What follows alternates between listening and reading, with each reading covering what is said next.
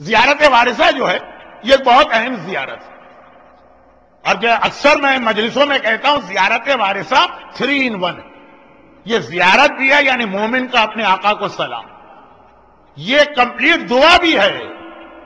اگر آپ کو کبھی مالی پریشانیوں، قرضے بہت چڑھ چکے ہیں اور قرضے ادا نہ ہوتے ہوں، تو جب بھی کبھی صبح گھر سے نکلیے سب سے پہلے دروازے پہ کھڑے ہو کے زیارت وارثہ پڑھیے اس نیت کے ساتھ کہ مال میں برکت کے لیے، قرضوں کی ادائیگی کے لیے یہ زیارت پڑھتا ہوں۔ پھر آپ جائیے دیکھیے کتنے جلدی آپ کے مالی حالات بدلتے ہیں۔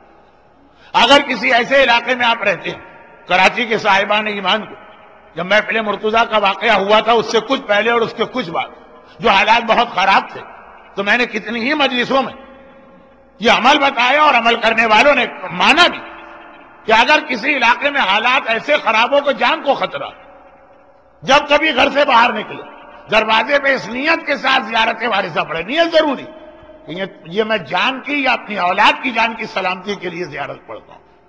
اور تیسری بات یہ ہے کہ زیارت وارثہ ایک پورا میسج اور پیغام بھی ہے۔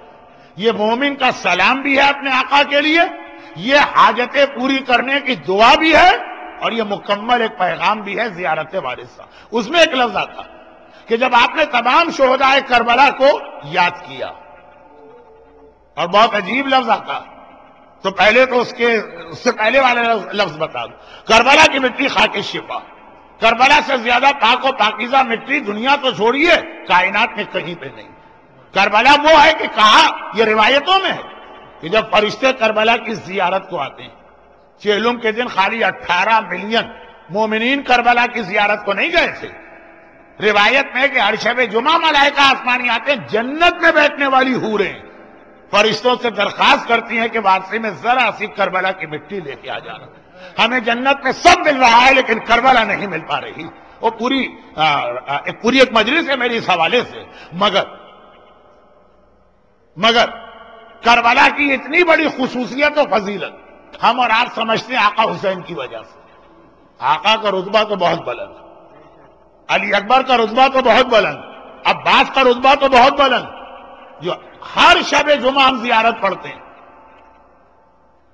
اس کے اندر فقرہ کیا ہے کہ اے شہدائے کربلا غیر معصوم، حبیب ابن مظاہر، اے مسلم ابن اوسجا، اے حر ابن یزید ریاحی، اے غلام حبشی جون، طبتم وطابت الارض التي فيها دفنتم، تم بھی پاک ہوئے اور جس زمین میں تم دفن ہوئے یہ زمین بھی پاک ہو گئی۔ حسین تو بہت، یعنی ہماری عقلیں جواب دے جائیں، معرفت حسین نہ کر سکے، ایک غلام حبشی جون جس زمین میں دفن ہوا اس کی وجہ سے زمین پاک و پاکیزہ ہو گئی۔ کربلا کا اتنا بڑا رتبہ شہدائے کربلا سے ہوا۔